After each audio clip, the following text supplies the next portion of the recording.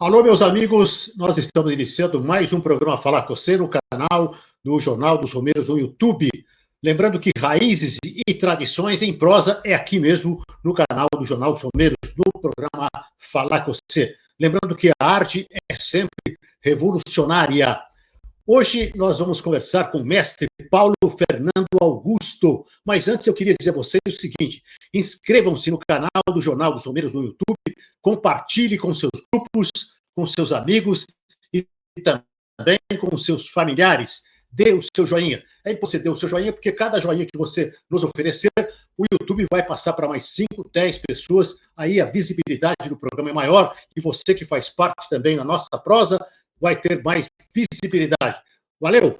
Bom, como eu disse, o mestre em jiu-jitsu, né? É o Paulo Fernando Augusto. Seja bem-vindo, Paulo, ao programa Falar com você. Vamos conversar muita coisa da importância, um pouquinho da tua história, enfim, vamos falar, mostrar, abrir o leque para falar do jiu-jitsu. Seja bem-vindo, Paulo. Obrigado pelo convite, é um prazer. Paulo, vamos falar um pouquinho da sua história. Você é paulista, né? Nasceu em São Paulo, pelo que eu sei. Quando é que começou a se interessar pelo jiu-jitsu? Eu comecei com judô, né? Eu comecei em 1974, judô. Quando eu tinha 4 anos, no judô na SEMI de Pinheiros. Aí, com 16 anos, eu comecei a prática do jiu-jitsu. Tá, e você se lembra com quem que foi? Qual o primeiro professor? Por que você começou? Como é que você chegou lá? O meu primeiro professor na SEMI de Pinheiros foi o professor Paulo Rodrigues, na qual eu pratiquei com ele de 1974 a 1980. Depois, transferindo para o Clube Palmeiras, eu fiquei no Palmeiras por 4 anos, e depois eu fui para a academia do famoso Shigeto Yamazaki. Esse Shigeto Yamazaki, ele não é o fundador do judô do Brasil, não, né? Não é. Ou é? Não, mas ele era um dos pioneiros do judô no Brasil.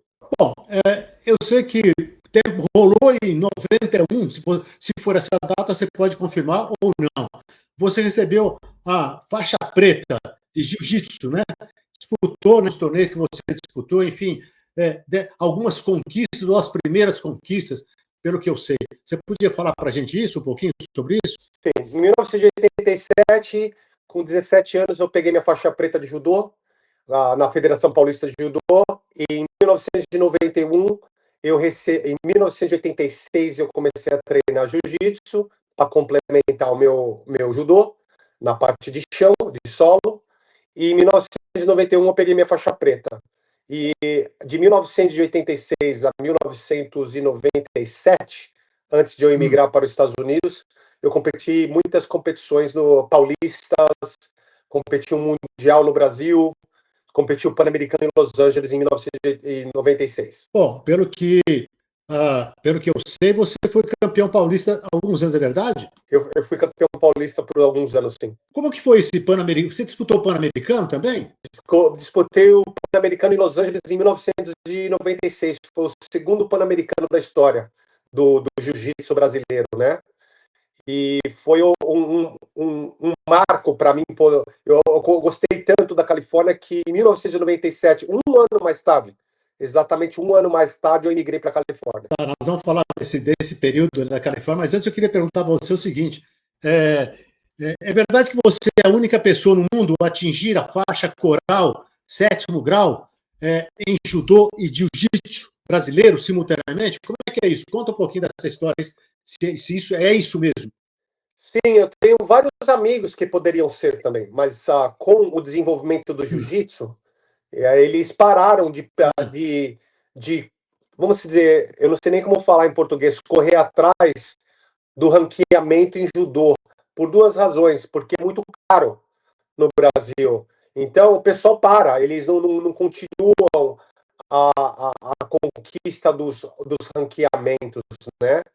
Então, muitos dos meus amigos, eles não foram atrás, e eu continuei, tanto no judô como no jiu-jitsu.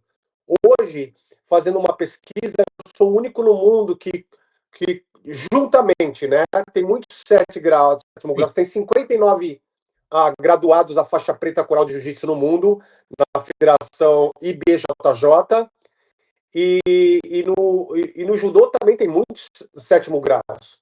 mas juntamente os dois, sétimo de judô e sétimo de jiu-jitsu, eu acredito que eu sou o único no mundo. Olha, parabéns, porque isso aí realmente é um negócio fantástico, né? Você ser único aí, realmente muito legal.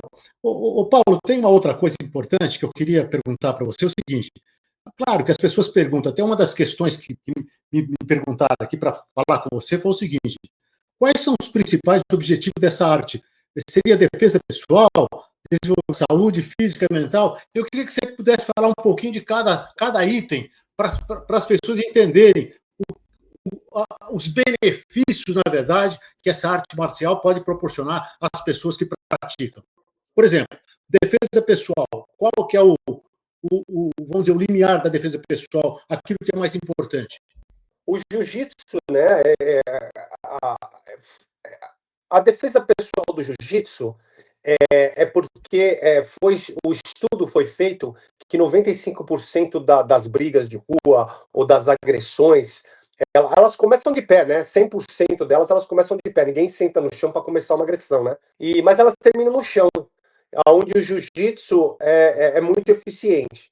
Então, no termo de defesa pessoal, é considerado uma das melhores artes do mundo, né? Porque não interessa o tamanho, não interessa o peso, uma vez que você traz aquele oponente para o chão, o jiu-jitsu ele é muito eficiente. Então, quer dizer, um camarada, por exemplo, um cara com 50 quilos pode inclusive, na defesa pessoal, derrubar alguém com 90 quilos e até vencê-lo numa luta. Pode ser isso ou não? Ou isso é impossível? Não, é isso que fez o jiu-jitsu famoso, né? Onde os Gracies, no passado, eles desafiavam pessoas que eram o dobro do tamanho deles, né? Entendeu? E por exemplo, no Japão, quando você faz um campeonato que eles chamam de o campeonato japonês de judô, ele não tem diferença de peso. Você pode ter 50 quilos ou 120 quilos, eles disputam na mesma categoria. E geralmente os pesos médios são, historicamente, são o que ganha esse campeonato japonês. E os Gracies também, eles eram famosos por fazer os combates, né, no passado, e aquelas challenges, que chama, né, e as pessoas eram o dobro do tamanho deles. Por isso que eles ficaram famosos. Você acha que aí é pela também versatilidade, por ser, claro, um cara peso médio, ele tem talvez mais versatilidade, né, do que um cara que tenha 110 quilos. Deve entrar isso também dentro desse contexto, ou não, Paulo? Eu acredito que sim. Porque, por exemplo, quando você vê no Japão, né, os caras são os melhores do mundo no judô, né? E quando você pega um peso médio batendo num peso super pesado, você fala, meu Deus do céu, né? O negócio realmente funciona, né? Como que ele conseguiu, entendeu? Bater no cara mais ou menos do mesmo nível técnico, né? E com peso de 50 quilos mais pesado, né? Então é uma coisa impressionante o que o judô e o jiu-jitsu fazem, né? Faz acontecer a coisa, né? Nós estamos conversando nesse programa de Falar com você com o mestre Paulo Fernando Augusto. Paulo, você falou, né, sobre a defesa pessoal. Eu queria que você falasse um pouquinho tem outros benefícios, né, naturalmente, dessa arte marcial, mas o desenvolvimento da disciplina. Como é que você vê isso? Você que também, além de mestre, você dá muita aula também. Fala um pouquinho da importância da disciplina dentro do jiu-jitsu. A disciplina, os pais, quando traz o aluno para a gente, né, eu sempre faço uma pergunta, né? O que traz você aqui, né? Aí o pai fala, eu queria que minha criança ficasse mais focada, mesmo os adultos respondem isso, né? Eu queria que ele aprendesse defesa pessoal, porque as crianças estão bullying ele na escola, e quando o pai fala disciplina, né? Eu fico meio assim, sabe? Porque eu falo, não, a disciplina vem de casa, né? Ela tem que vir de casa. A disciplina que a gente faz aqui é uma disciplina meio diferenciada, né? É uma disciplina de não desistir, é uma disciplina de ter gana, é uma disciplina de enfrentar, né? Não sair correndo, enfrentar os bullies, né? É uma disciplina de focalizar, é uma disciplina de treinar duro, treinar arduamente, é uma disciplina de resistência, entendeu? Mas a disciplina mesmo, a gente não está aqui para educar a criança dos outros. A gente ajuda. Eu falo para o pai que ele é uma ferramenta, tá? Que os pais podem, ou aluno, adulto, né? Usam a gente como uma ferramenta para ajudar na educação dos seus filhos ou de você próprio, né? Mas a disciplina, eu estou aqui para ser psicólogo de criança ou ser psicólogo de adulto, né? Principalmente nos Estados Unidos, eles não aceitam muito isso, né? Não, a minha criança criou eu, entendeu? Então, quer dizer, é uma ferramenta que os pais ou os adultos usam para melhorar a vida. Mas me fala uma coisa, pelo que você está falando, tem pai que não aceita isso, né? Acha que de repente, no caso, a academia tem que formar ou não, né? Agora, a criança, quando chega aí tímida, ela passa a ter mais autoconfiança a partir do momento que ela começa a ter aulas, tal. Como é que funciona esse processo? 100%. Você falou uma coisa que eu até esqueci de falar, Vladimir. A falta de confiança. O jiu-jitsu e o judô constrói uma confiança que é impressionante, entendeu? A criança chega ali, nossa, eu mexi na vida de muita gente aqui nos Estados Unidos. Eu ensinei muita gente. Eu ensinei mais de 50 mil pessoas nos últimos 28 anos. Eu tinha um movimento de mais de 1.000 pessoas por ano na minha academia. E isso é uma coisa que você tocou, que é a coisa mais importante. A construção da autoconfiança. Porque a criança... É muito importante. Paulo, porque a criança... Eu imagino o seguinte, uma criança pequena, quando chega numa academia, o impacto inicial deve ser de timidez, como é que eu vou fazer? Outros alunos olham para ele. É muito natural isso, porque quando você chega mesmo para jogar, por exemplo, um basquetebol, um futebol, numa área até então desconhecida, esse lado da timidez é a primeira coisa que acontece, né? Agora, é como você disse, depois de algumas aulas a coisa começa a se desprender, é bem por aí, né? É verdade, é bem por aí. Praticamente para a vida inteira da pessoa, né? Porque ela, a partir daí, essa autoconfiança, ela passa a fazer parte da vida, né? no cotidiano das pessoas, né? Principalmente da criança que começa por aí, não? Eu acredito que sim, porque eu geralmente falo para os pais, né? Ou mesmo para o aluno adulto, né? Quando eu estou falando aqui, eu estou falando para os dois, o público infantil e o público adulto.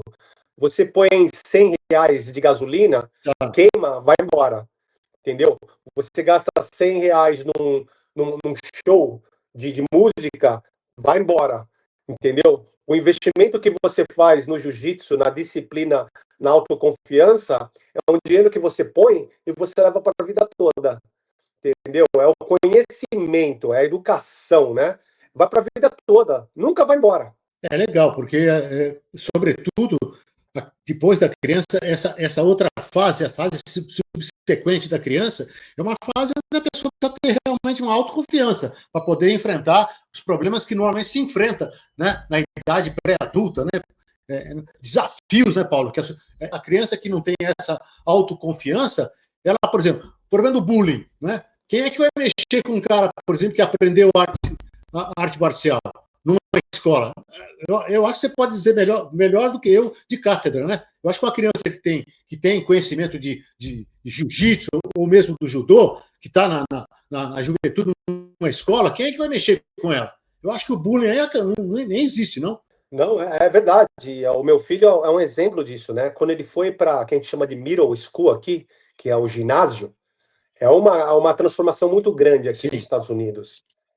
O ginásio, né? Que é a sexta série aqui. Sim. E ele teve problemas. E quando ele mencionou para mim e para a mãe dele, entendeu? Eu fui imediatamente na escola conversar com a diretora da escola, né?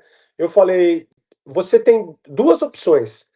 Ou você resolve esse problema até meio-dia hoje, ou eu vou pedir pro meu filho, entendeu? Até agora, ele ficou quieto. Mas hoje, se não resolver até meio-dia, eu vou falar para ele pegar esses moleques. Aí a diretora pegou e falou assim, Paulo, mas daí ele vai ficar com problemas na escola. Eu falei, eu estou pronto para os problemas. Porque saindo daqui hoje, eu vou no distrito escolar aqui e vou mencionar o que está acontecendo nessa escola. Ah, mas não deu 10 minutos. eu recebi uma ligação, falou, senhor Augusto, tá tudo resolvido. Você vê a importância, né, da criança. Ô, Paulo, me fala uma coisa, você não acha que, por exemplo, eu não sei, é até um sonho, né? Eu acho que a defesa pessoal, a arte marcial, ela podia estar dentro da escola. Você não acha que seria viável isso? Eu não sei se é impossível fazer isso. Você tem educação física. Aqui no Brasil, lamentavelmente, a educação física praticamente sumiu, né, nas escolas. A gente tinha, na minha época, você tinha educação física, eu aprendi bastante coisa na educação física. Mas hoje parece que a coisa degringolou. Eu pergunto a você, você acha que seria viável uma coisa dessa? Seria um sonho? Seria uma coisa impossível? Porque tem uma série de benefícios, como você está relatando agora, né? Para a criança, sobretudo para a criança que está começando a criar o seu intelecto, né? Como é que você enxerga isso? Eu faço parte da Federação Paulista de Jiu-Jitsu, entendeu? Aliás, o presidente da federação, o mestre Otávio de Almeida Júnior, ele é um grande amigo Sim. meu. E eles estão tentando, viu, implementar isso nas escolas, entendeu? E está tendo uma aceitação muito grande. Olha que maravilha, hein? Aqui em São Paulo, você está falando aqui em São Paulo, isso depende do quê? Da Secretaria de Educação, depende do governo do Estado?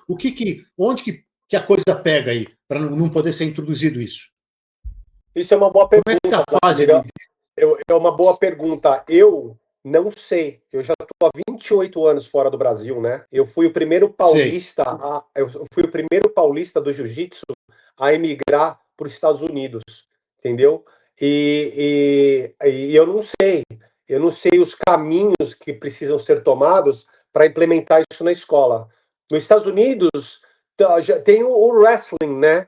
O wrestling o americano, ele faz parte do programa escolar aqui. O jiu-jitsu não conseguiu entrar ainda, entendeu? Mas já está Lá, a caminho. qual que é a possibilidade de ser introduzido isso?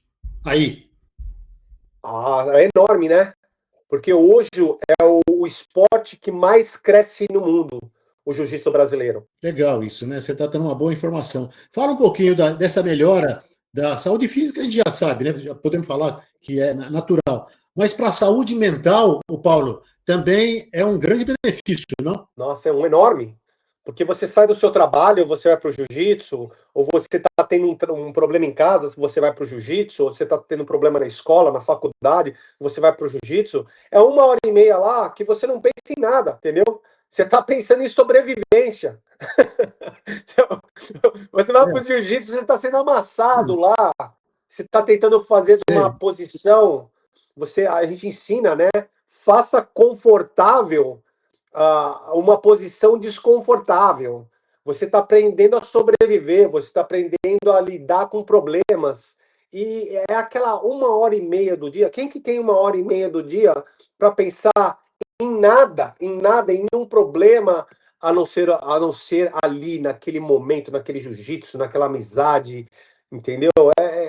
É maravilhoso para a saúde mental. Acho que é o que me fez sobreviver aqui sozinho nos Estados Unidos, né? Até eu conhecer minha esposa.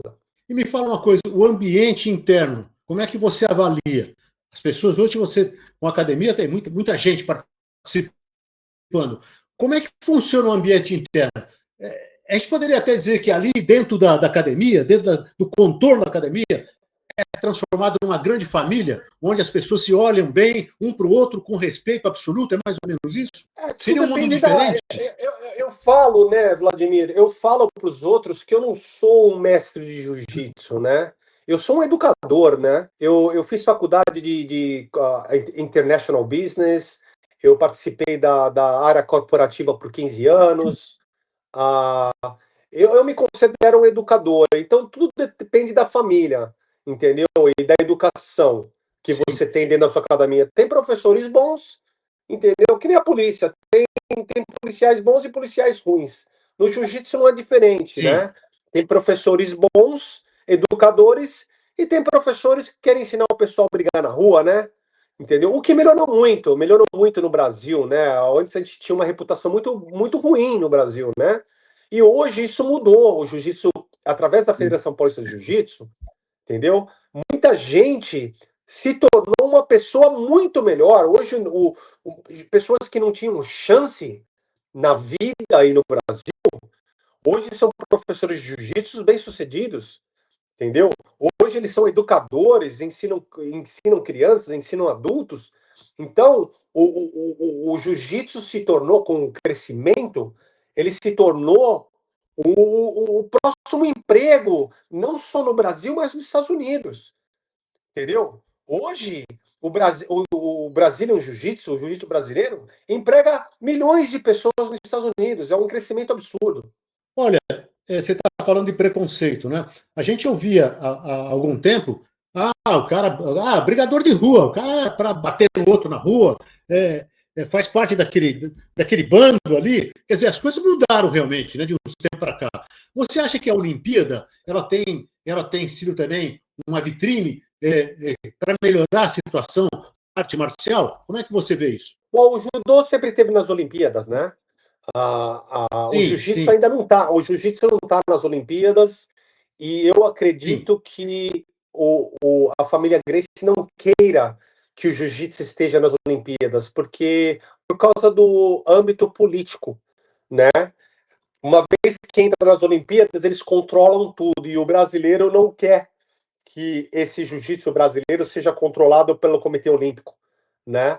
Ah, mas com certeza, esse esporte de um crescimento tão gigantesco, hoje eu falo que o jiu-jitsu aqui nos Estados Unidos é o próximo emprego, entendeu? É o próximo emprego. Eu tinha uma academia na minha cidade e nos últimos 2 anos na minha cidade tem 6.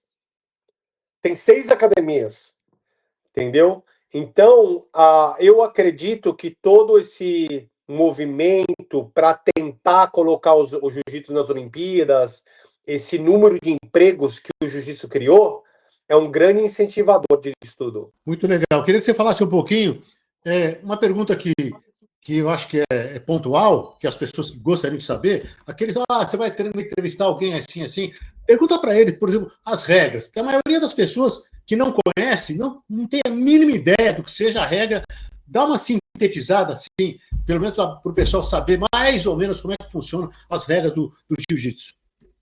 A regra fundamental do jiu-jitsu são poucas, né? O fundamento do jiu-jitsu é pouco, mas tem as entrelinhas que são complicadas, né?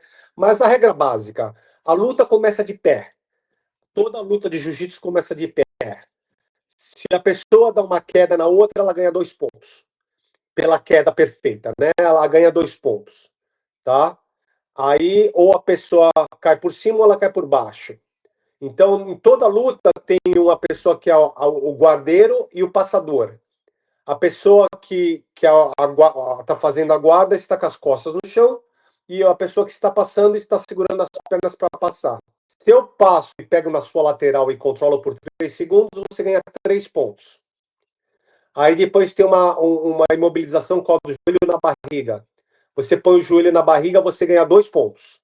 Aí depois do joelho na barriga, você procede para a montada. A montada é como se estivesse montado num cavalo. Você ganha 4 pontos. Aí, se você pegar as costas do oponente e colocar os 2 ganchos nas pernas, você ganha 4 pontos. E tem a raspagem. Se você está embaixo, se você usa pernas e mãos e dá um tipo de uma queda de baixo para cima e você está deitado no solo e vem para cima do oponente, você ganha 2 pontos. Então é super simples. 2 pontos pela queda, 3 pontos pela passagem de guarda, 2 pontos pelo joelho na barriga, 4 pontos da montada, 4 pontos de pegar as costas e 2 pontos da raspagem. Ô Paulo, tem uma expressão aqui que eu queria que você explicasse, japonesa, que significa perseverança sob pressão. Eu não sei qual é a diferença, mas eu gostaria de colocar para ver se você pode nos explicar. O que significa no jiu-jitsu OS, que é OSS, ou OZU, ou OSU? Eles chamam de os, entendeu? Hoje em dia, essa OS, né? expressão, Vladimir, é os. Todo mundo usa, OS. todo mundo usa essa expressão erroneamente, entendeu? Os mestres de antigamente,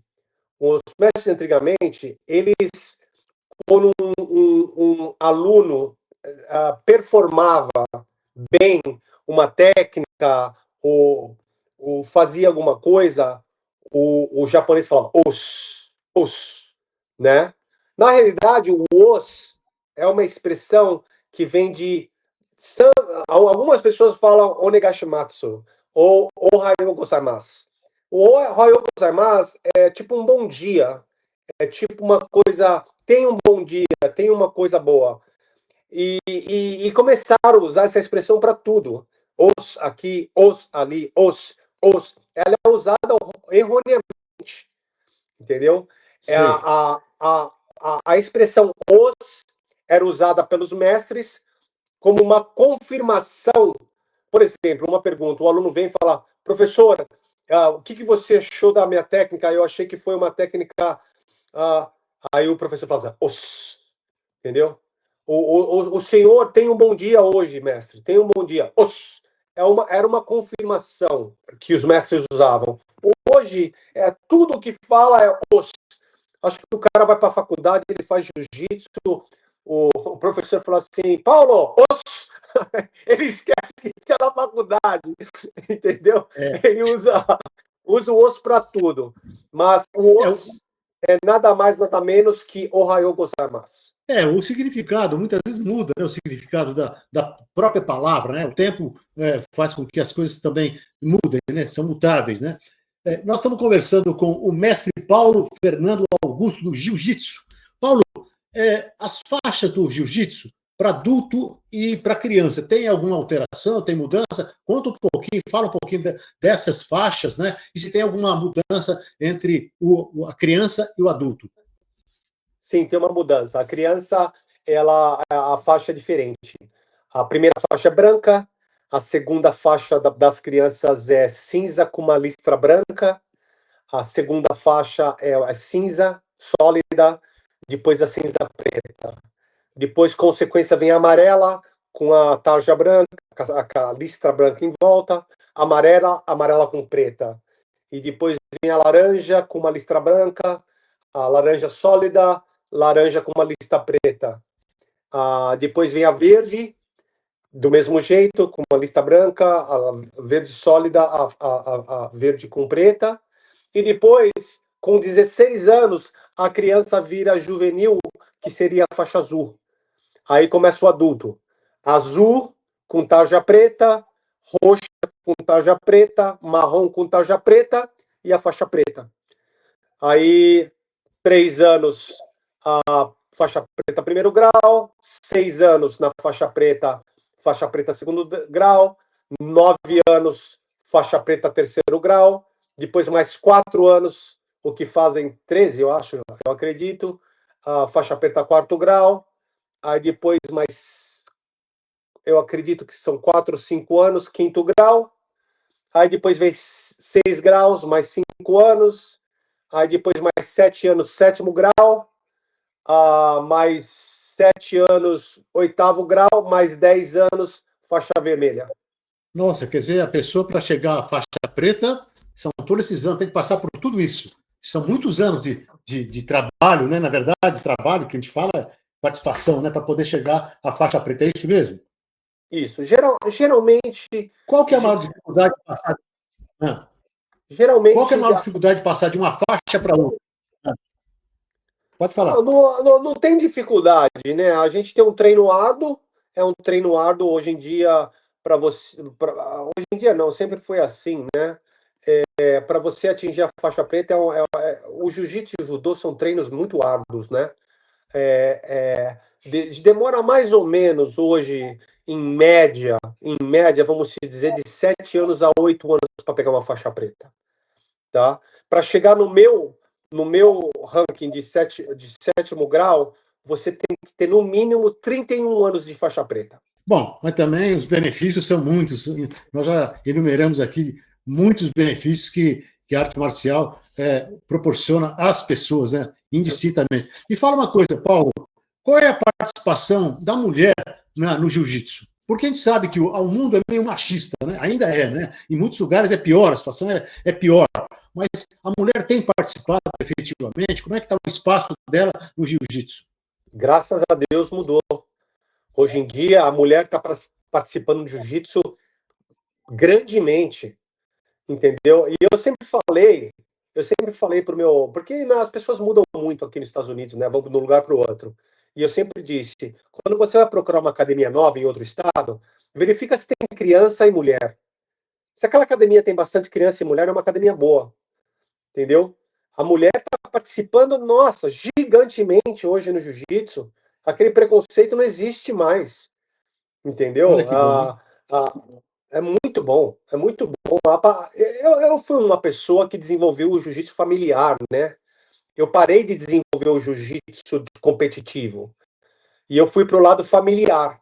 Foi essa a grande razão do meu sucesso, entendeu? E eu tinha 450 crianças, eu tinha mais de 150 mulheres, e eu tinha 850 alunos em uma academia, em uma única academia, entendeu? Então, quer dizer, é o ambiente familiar que construiu o sucesso na minha academia. E a mulher é uma grande parte disso. Graças a Deus. A mulher ela é fundamental em todas as áreas, né? A gente tem falado aqui, por exemplo, Romaria. Eu sempre falo para a diretoria da Romaria, olha, sem a mulher a Romaria não anda. A verdade é essa.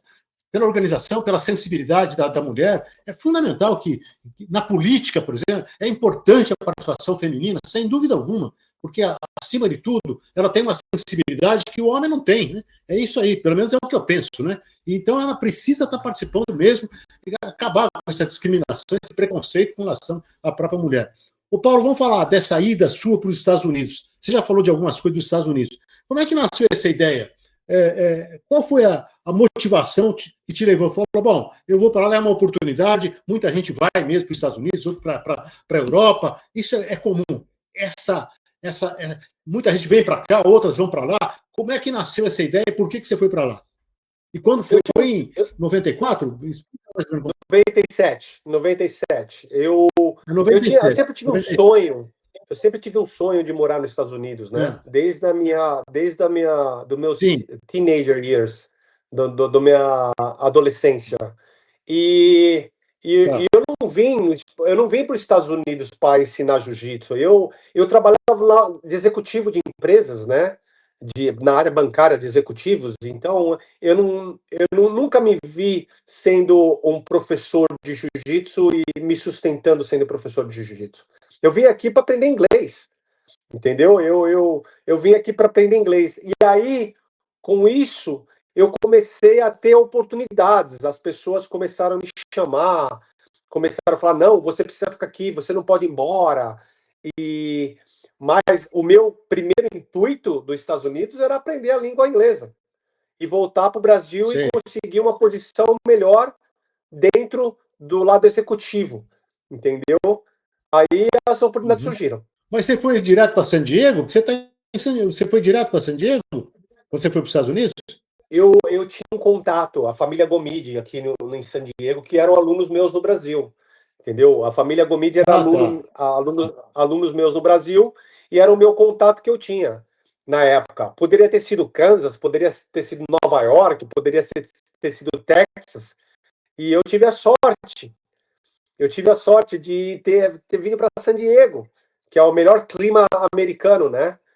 Que é bem parecido com o nosso clima do Brasil. Então eu tive sorte. E como é que foi essa montagem da academia? Como é que nasceu essa academia que você tocou aí com milhares de pessoas, como você relatou, né? Ensinou tanta gente, crianças, jovens, mulheres, enfim. Como é que foi essa ideia de nascer a academia? Como é que foi o pontapé inicial disso? O meu patrocinador, que era aluno meu, ele me patrocinou para me legalizar nos Estados Unidos.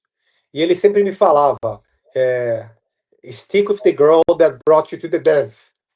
E eu não entendia o que ele falava. Eu falava: Joe, eu não tenho como... O nome dele é John Marcorelli.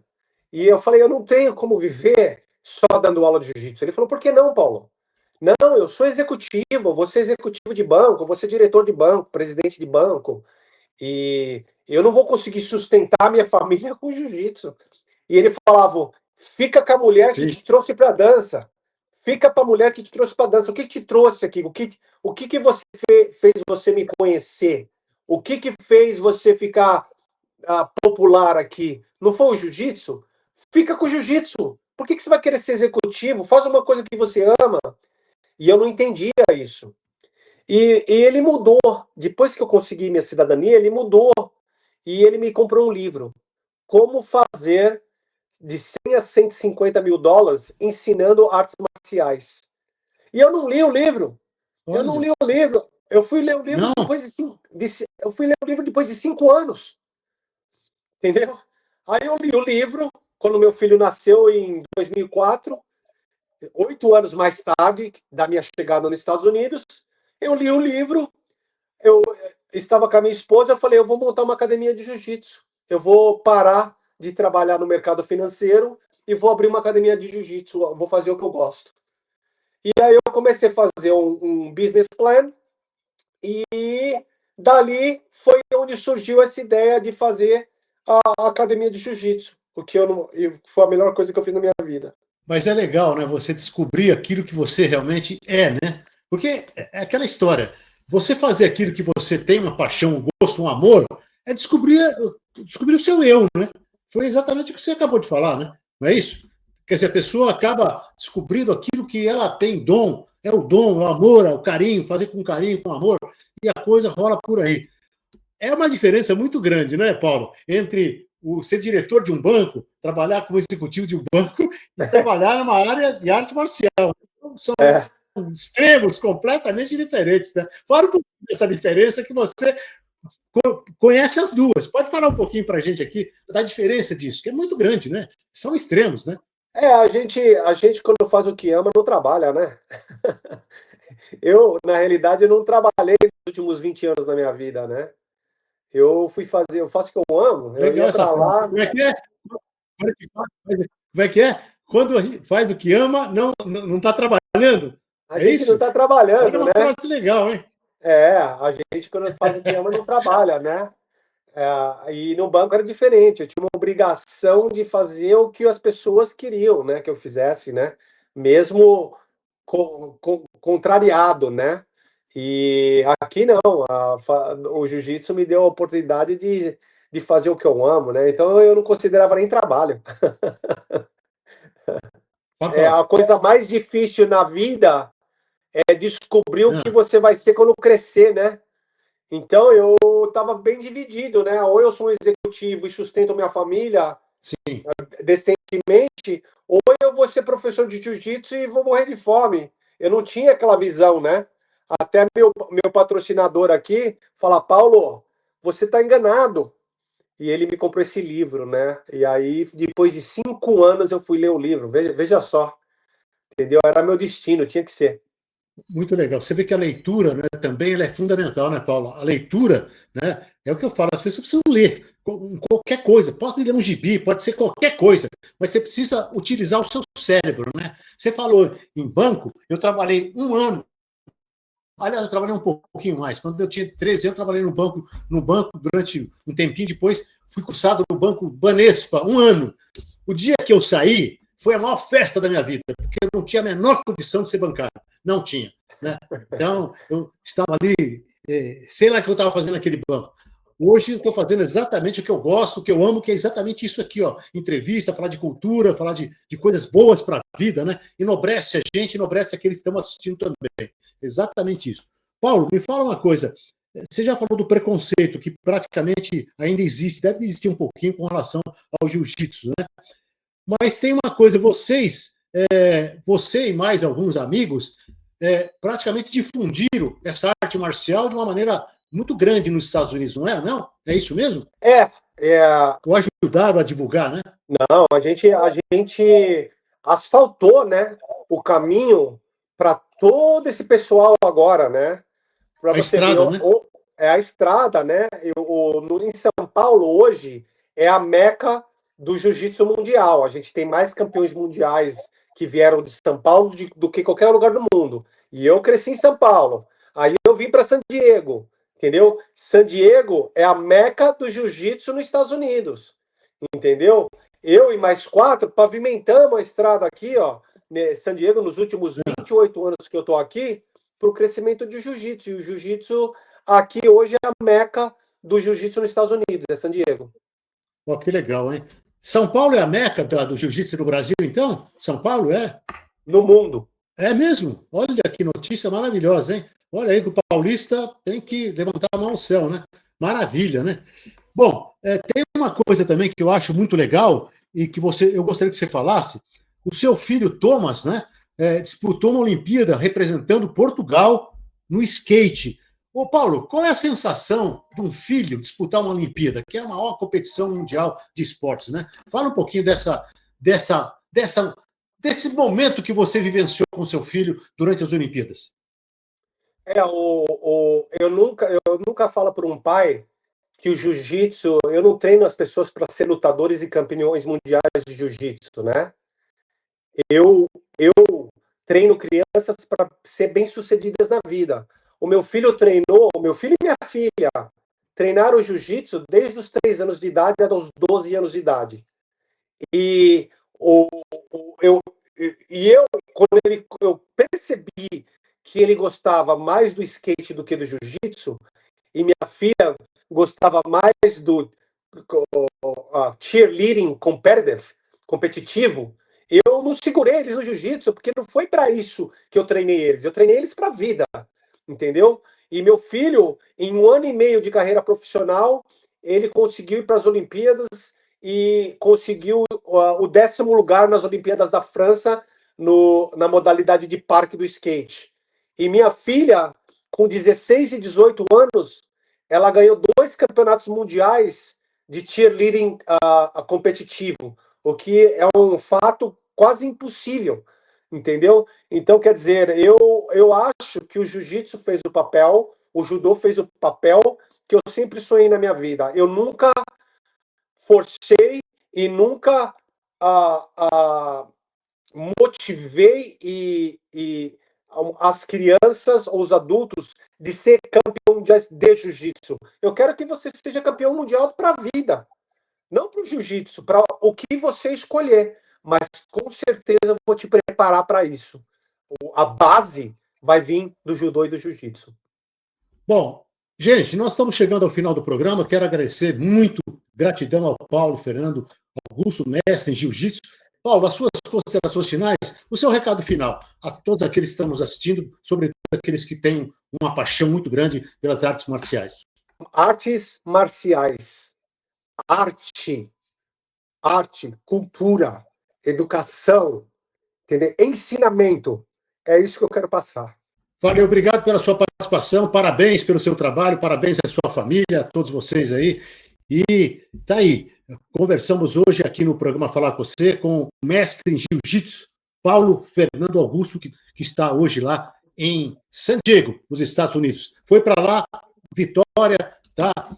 Mostrou realmente muita coisa legal, mostrou que o jiu-jitsu é importantíssimo para a vida das pessoas, os benefícios. Eu acho que nós demos hoje aí, através do Paulo, uma aula sobre arte marcial. Obrigado a vocês pela participação, ao convidado que é o mestre Paulo Fernando Augusto, aos parceiros do Falar com Você, a jornalista Ana Maria Fonseca Guimon pela produção, ao Divino Espírito Santo, a nossa eterna gratidão. Um grande abraço a todos e voltamos sempre na quinta-feira, às 19 horas, com o Falar com Você. Lembrando que Raízes e Tradições em Prosa é aqui. E a arte, como ele disse, como a gente fala, a arte é revolucionária, pode ser também na sua vida. Grande abraço.